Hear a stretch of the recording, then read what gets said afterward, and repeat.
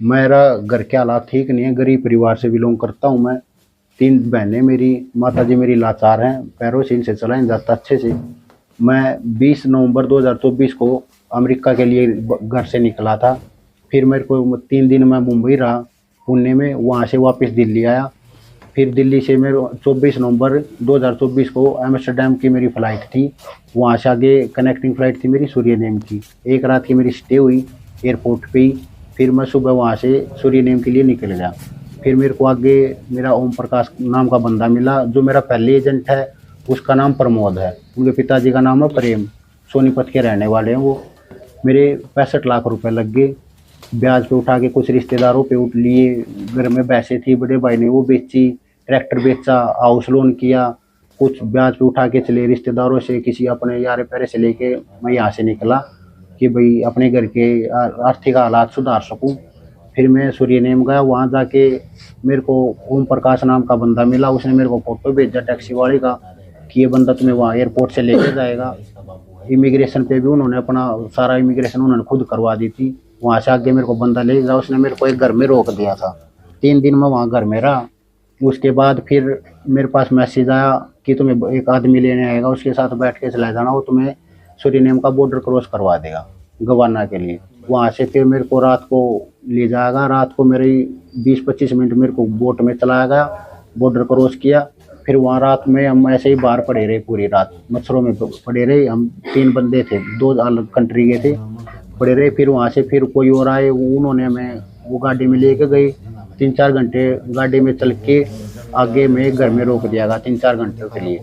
वहाँ फिर हमें खाना वाना दिया तो उसमें चिकन वगैरह था, बीफ वगैरह थी, तो हमने खाया नहीं, ऐसे ही भूखे बैठे रहे, चले रही। फिर हमें वहाँ से ब्राज़ील के लिए निकाला गया गवाना से। 3 लगातार 3-4 दिन सफ़र किया बस में, भीड़ में प्रॉपर सफ़र करके आगे ब्राज़ील पहुँचा मैं। 3 दिन में ब्राज़ील पहुँचा।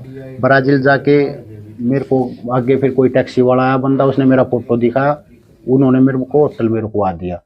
3 दिन में होटल में रहा। फिर मेरे पास मैसेज आया ओम प्रकाश का कि भाई तुमने अपनी टिकट अपने आप लेनी पड़ेगी ब्राज़ील से आगे निकलने के लिए। फिर मैंने अपनी टिकट ली, वहाँ पे लॉस कोम्बोस कंट्री स्टेट है, उसकी टिकट ली। वहाँ से फिर आगे वहीं से बस स्टैंड से ही आगे मेरे को पोर्तोविलो की फिर मैंने टिकट ली। फिर मेरे पास मैसेज आया कि यहाँ से पोर्तोविलो की टिकट ले लो। वहाँ से आगे चल के ब्राज़ील क्रॉस हो गया, मेरा कंट्री क्रॉस करवा दी उन्होंने। फिर मैं जाके बोलीविया से कंट्री में गया। बोलीविया जाके मेरी 4 दिन की स्टे हुई, 3-4 दिन वहाँ रहा। फिर मेरे को बस के एक आगे कैबिन में बिठा दिया गया, छोटा सा कैबिन था इस साइज का। उस कैबिन में मैं लगातार 3 दिन फिर सफ़र किया। बोलीविया बड़ी कंट्री है, तो 3 दिन में वो क्रॉस हुई। बोलीविया से फिर मैं पेरू गया।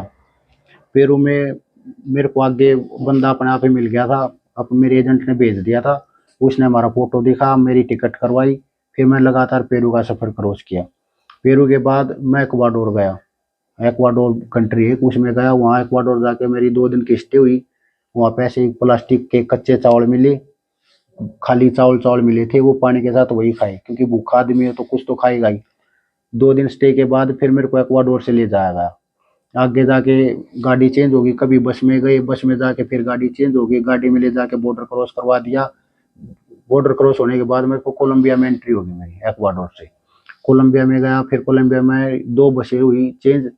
वहाँ से बस में जाके मैं कोलंबिया के निकोकली शहर में रुक गया। वो बिल्कुल पनामा के और निकोकली का बॉर्डर के बीच में समुद्र आ जाता वहाँ पे। फिर मेरे को वहाँ से बोट के शिप के थ्रू समुद्र में ले जाके आगे पनामा के एक छोटा सा निकारागुआ नाम से टापू है, वहाँ पे मेरे को छोड़ दिया। फिर मेरी वहाँ से हुई, 2 दिन मैं वहाँ रुका। वहाँ से फिर मेरे पास मैसेज आया कि तुम्हें जो बंदा फोटो दिखाएगा उसके साथ चला जाना, वो आगे तुम्हें पनामा में एंट्री करवा देगा। फिर उन्होंने वो ले जाके मैं रात को पनामा में एंट्री करवा दी। फिर हम लगातार 2 दिन पनामा में चले, 11 घंटे एक चले, रात को स्टे करवाई, वही जंगल में लेटे। सुबह फिर हम चले आगे चल के, फिर पनामा में चल के फिर हमने थोड़ी 3-4 घंटों का बोट का रास्ता पड़ा। नहर थी, उसके अंदर से ही हमें ले जाएगा आगे। फिर पैदल चले हम।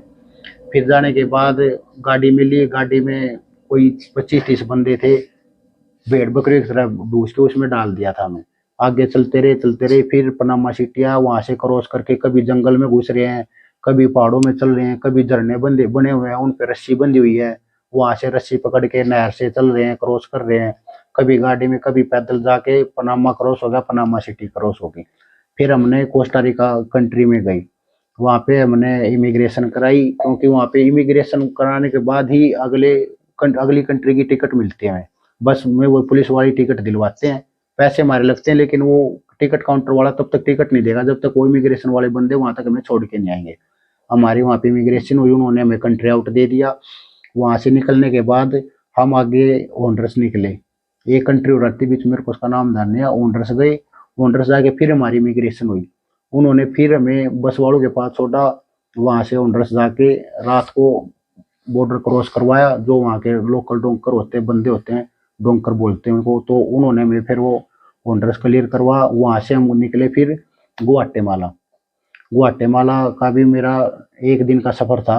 वहाँ फिर उन्होंने जंगल से घुसा के फिर गुआटेमाला का बॉर्डर क्रॉस करा के मैक्सिको के तापाचुल्ला में एंट्री होगी हमारी। मैक्सिको में हम रहे, फिर वहाँ चले, एक आम का पेड़ था उसके नीचे डाल दिया हमें, पूरे दिन वहीं बैठे रही। खाना वाना ऐसा ही मिला, उनको बहुत रिक्वेस्ट करी, हाथ पैर जोड़े कि कुछ खाने के लिए दे दो, तो उन्होंने थोड़े थोड़े चावल दिए कि यही खा लो, इससे ज़्यादा तुम्हें कुछ नहीं मिलेगा, ज़्यादा बोलोगे तो गोली मार दी जाएगी। सबके पास हथियार थे, किसी को डंडों से मारते थे, किसी को हथियार से मारते थे। डर के मारे चुपचाप बैठे रहे वहाँ पे। वहाँ से निकालने के बाद फिर हमें मेक्सिको सिटी ले जाएगा, बहुत बड़ा होटल था। फिर वहाँ वो बोले कि भी अपने घर वालों को बोलो, पूरे पैसे नहीं आए हैं तुम्हारे, पैसे नहीं आएंगे तो यहीं छोड़ देंगे, भूखे मरोगे, कोई नहीं कुछ होगा। फिर हमने अपने घर वालों से कॉन्टैक्ट किया कि भाई जो हमारा एजेंट उनको बोलो कि वो बोल रहे हैं कि पैसे नहीं है, पैसे नहीं मिले, पैसे नहीं मिलोगे तब तक तुम्हारा बॉर्डर क्रॉस नहीं होगा। फिर हमारे घर वालों ने उनको कुछ पेमेंट वेमेंट किया, कुछ किया वो मेरे को पता नहीं था इतना। फिर हमें आगे ले जाएगा तेजवाना शहर में, वहाँ पे बॉर्डर है तेजवाना बॉर्डर। फिर हमें वहाँ से तेजवाना बॉर्डर क्रॉस कराया। मैं 25 जनवरी 2025 को मैंने बॉर्डर क्रॉस कर लिया था दिन के 2:30 बजे। बॉर्डर क्रॉस करने के बाद वहाँ पे यूएस पेट्रोलिंग वाले घूमते हैं, उन्होंने हमें बोला कि आप यहाँ वेट करो, हम आपको आएंगे अरेस्ट करके लेके जाएंगे। उस टाइम हम 7 बंदे थे, अलग अलग कंट्री के बंदे थे हम। तो हमने वहाँ पे 3-4 घंटे वेट किया, नहीं आए तो वहाँ पे एक इमरजेंसी नंबर लिखा हुआ था, तो किसी बंदे के फ़ोन से वहाँ इमरजेंसी कॉन्टैक्ट करके उनको बुलाया, तब हम अरेस्ट हुए। उन्होंने अपना हमारे सारे कपड़े निकलवा दिए थे, एक एक कपड़ा छोड़ा था भाई, एक टी शर्ट हाफ बाजू की और एक पैंट, नीचे अंडरवेयर भी नहीं था। जो जूतों की शुलेसीज होती है वो निकलवा दी, जैकेट में जो होती है वो सब कुछ निकलवा दिया था। वो निकलवाने के बाद बैग में डलवा दिया, फ़ोन वोन हमारा पीछे ही खुश हुआ कौन है, रीसेट वगैरह मार दिया था। तो फ़ोन मिल गया था। रिक्वेस्ट करने के बाद पैसे तो उन्होंने छीन लिए थे, उनसे हमसे रिक्वेस्ट की कि हम घर वालों से कैसे कॉन्टैक्ट करेंगे, तो वो दे दो। फिर फ़ोन वोन का हमें मिल गया, तो वहाँ पर जाके हमारे बैग सबमिट हो गए, उन्होंने हमारा मेडिकल किया, हथकड़ी वगैरह डाली। वहाँ जाके फिर हमारे दोबारा से फिंगरप्रिंट हुए, फ़ोटो उतरे, उन्होंने जाके हमारे वो सेल में डाल दिया। वहाँ पे जैसे पोड होते थे, 8 पोड थे, पोड 1 पोड 2, एक पोड में 4 सेल होती थी, cell A B C D, तो हमें सेल में डाल दिया। वहाँ हम 21 दिन रहे। वहाँ का भी खाना पीना अच्छा ही था, ऑफिसर का व्यवहार अच्छा ही था, इंग्लिश में माँ बहन की गालियाँ दे रहे थे, कभी कुछ बोलते थे कभी कुछ, वो तो मैं इस पे बोल नहीं सकता, माँ बहन की गालियाँ दे रहे थे। और ना अच्छे से व्यवहार हुआ। ओढ़ने के लिए एक पॉलीथीन दी जाती थी, बिल्कुल पतली सी, जैसे सिल्वर फॉइल होता ना, वैसी पॉलीथीन दी जाती थी। ऊपर एसी लगे हुए थे, कभी एसी फास्ट कर दिया, मतलब मेंटली टॉर्चर कर रहे थे। एसी फास्ट कर दिया, लाइटें तेज कर दी, अगर सो रहे हैं तो आके दरवाजा खटखटा दिया जोर से, किसी बहाने से कि अभी सफाई होगी, अभी आपकी स्कैनिंग होगी। हमारे हाथ में एक बैंड लगा हुआ था, उस पर हमारा नाम लिखा हुआ था, और जो हमारी बैग के ऊपर प्रॉपर्टी आईडी बोलते उसको, वो लिखी हुई थी। वो प्रॉपर स्कैन करके बहाने बना के कुछ भी चले जाते थे। खाने में हमें मिलता था जैसे सुबह मैदे की बिल्कुल कच्ची रोटी, उसके अंदर प्लास्टिक के चावल और थोड़े से चावल मिलते थे, इतने से वही खाने के लिए मिलता था। मजबूर में कभी खा लिया, कभी छोड़ दिया, कभी डस्टबिन में डाल दिया, फिर कभी छोटा सा चिप्स का पैकेट दे दिया, पानी वही रहता था पानी पी लिया। सो रहे हैं तो आके फिर दरवाज़ा खटखटा दिया। बीमार हो गए, मैं 1.5 दिन तक बीमार रहा था वहाँ पे, 106 डिग्री टेम्परेचर बुखार हो गया था मेरे को उन्होंने संभाला नहीं। उनको बोला तो बोले I don't care, drink water, पानी पीते रहो, और हमें नहीं कुछ भी फर्क पड़ता। तो अगले दिन जब शिफ्ट चेंज हुई, ऑफिसर चेंज हुए, तो उनको दोबारा रिक्वेस्ट करी, हाथ पैर जोड़े उनको, तब वो मुझे लेके गए। फिर मेरे को 2 टैबलेट्स दी उन्होंने, उसमें हल्का सा मेरे को आराम हुआ। वो ऐसे ही पड़े रहे। जो और साथी थे भाई, किसी ने हाथ पैर दबा दिए, सहारा दे दिया, पानी पी लिया, ऐसे ही काम चलता रहा। वहाँ पे कुल मिला के मेंटली टॉर्चर हुआ। ना मैं धूप देखने को मिलती थी, ना घर वालों से बात करने के लिए, घर वालों को बात करने के लिए बोलते कि एक बार घर वालों से बात करवा दो, वो बोलते थे कि तुम्हारा ये अधिकार नहीं है, तुम हमसे ऐसे बात ही नहीं कर सकते, हम नहीं करवाएंगे बात, ज़्यादा वो करोगे तो। एक छोटा सा रूम था, उसको आइसोलेशन रूम बोलते थे वो, कि उसमें डाल देंगे। उसमें ना तुम्हें ढंग से खाना मिलेगा, ना लेटने के लिए जगह मिलेगी, खड़े रहोगे। डरा देते थे। अगर हम किसी से अच्छे से बात कर रहे हैं तो उठा के दूसरी सेल में डाल देते कि ये इससे अच्छे से बात क्यों कर रहा है। किसी से ना ढंग से बात करने देते थे, ना टाइम पे सोने का। 24 घंटों में से मुश्किल से 3-4 घंटे सोने के लिए मिलते थे हमें। क्योंकि कभी वो स्कैनिंग वाले आ जाते, कभी क्लीनिंग वाले आ जाते, कभी खाने आ, जैसे चिप्स आ गया, एक एक छोटी छोटी सेब दे दी। सेब भी ये थी, अगर हमने खा ली तो मुंह में छाले हो जाते थे, जीभ पे प्रॉपर छाले हो जाते थे। अब पता नहीं वो केमिकल वाली थी या क्या थी, वो तो हमें नहीं पता। वो ऐसे ही पड़े रहे। 21 दिन के बाद हमें, पहले उन्होंने मेरे को, हमें 9 तारीख को उठाया, 9 फरवरी 2025 को हमें बोले कि लिस्ट आई रात को 2:30 बजे, हमें लेके गए। हम थे वहाँ पे उस टाइम पे 88 के आसपास बंदे थे, कम भी हो सकते, मतलब कुर्सियाँ थी वहाँ पे भर गई थी। बस में 2 बसें हुई थी, हमें हथकड़ियाँ लगाई गई, हमें बाहर ले जाया गया। हथकड़ियाँ लगाई, हमें सोचा कि शायद हमें रिलीज कर रहे होंगे या कहीं और लेके जा रहे होंगे। सभी खुशी हो गए थे कि भाई लिस्ट में नाम आया तो रिलीज ही होंगे। भाई जो भी आता था लिस्ट में नाम आता था तो सबको यही लगता था कि भाई रिलीज हो गए हैं, चलो अब तो अपने सपने पूरे करेंगे, अपना घर परिवार की आर्थिक स्थिति को सुधारेंगे। तो हम भी चले गए, फिर वहाँ हथकड़ी लगाई, हमें बस में ले गए। बस को एक बार बाहर लेके गए, फिर वापस ले आए। दोबारा से फिर लेके गए, फिर वापस ले आए। 2 बार बाहर अंदर किया तो हमारी हथकड़ियाँ खुल ली। वापस हमें अलग सेल में डाल दिया। जिस सेल में हम पहले थे उसमें नहीं डाला, क्योंकि उसमें और बंदे थे।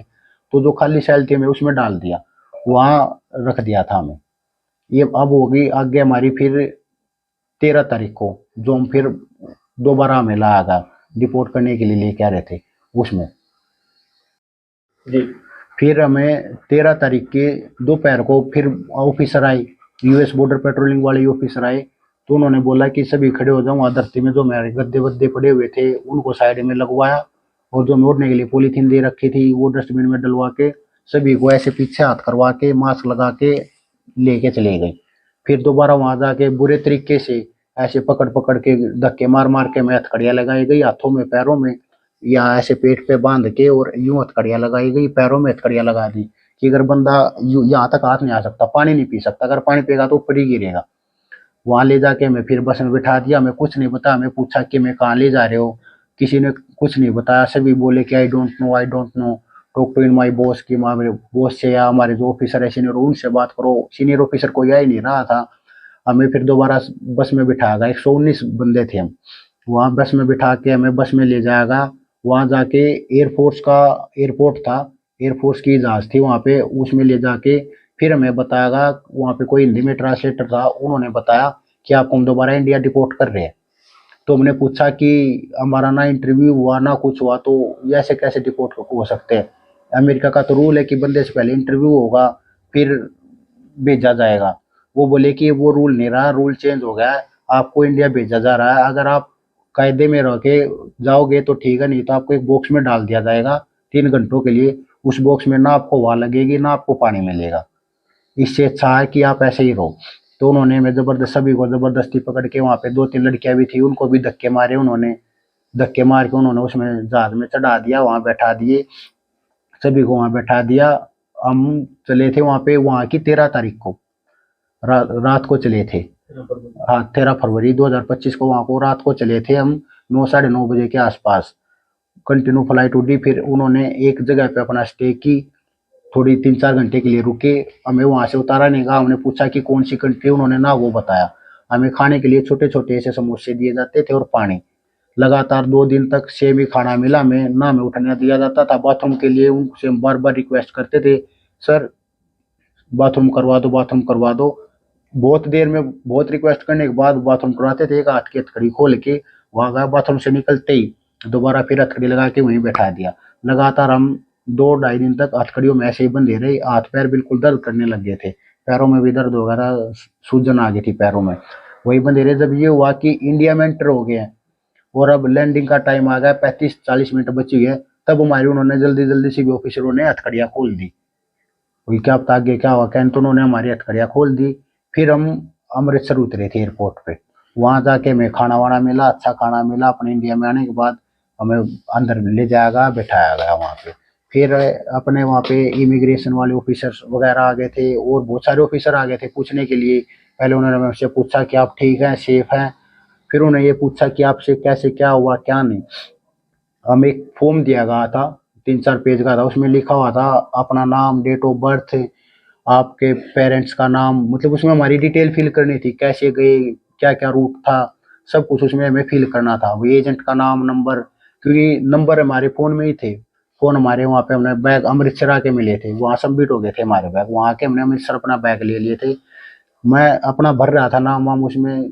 पहले अपनी सारी डिटेल भरी, अपने पेरेंट्स की डिटेल भरी, जो मेरी सिस्टर थी, जीजा थे, उनके सबके नाम वाम भरे।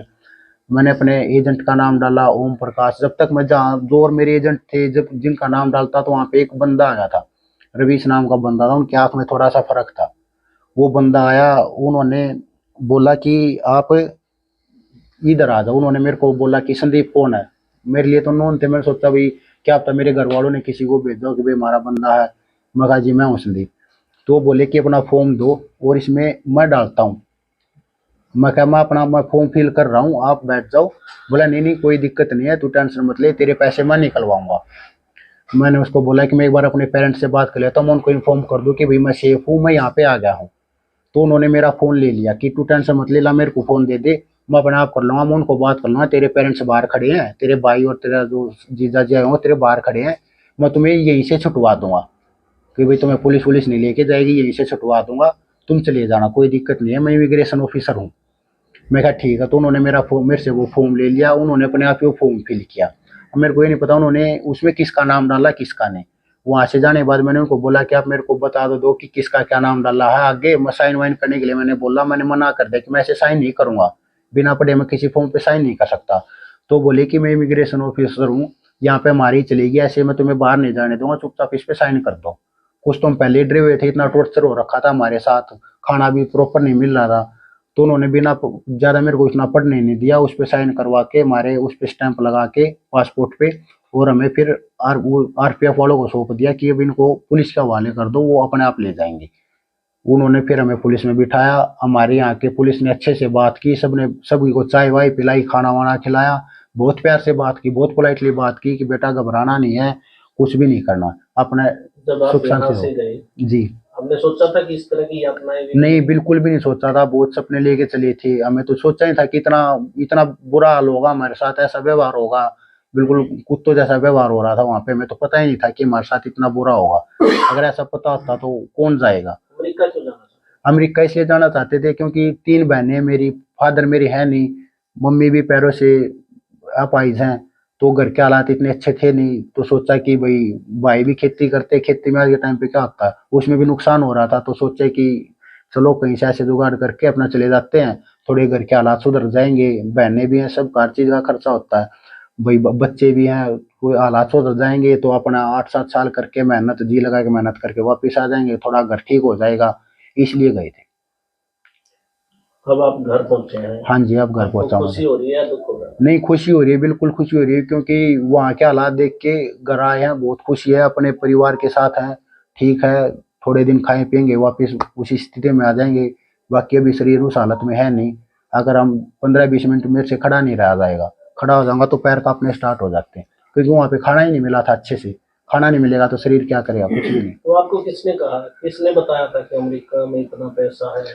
ये जैसे एक मेरा वहाँ पे एक दोस्त था, ऐसे ही उससे भाई उस पे कांटेक्ट हो जाता था, तो वो बोला कि भैया आ जा यहाँ पे, अच्छा पैसा कमा लेंगे। सोशल मीडिया पे भी देखते हैं हम कि वहाँ पे इतना है। अब इंस्टाग्राम खोल के देख लो आप, कहीं ना कहीं आपको 2-4 रील के बाद मिल ही जाएगी।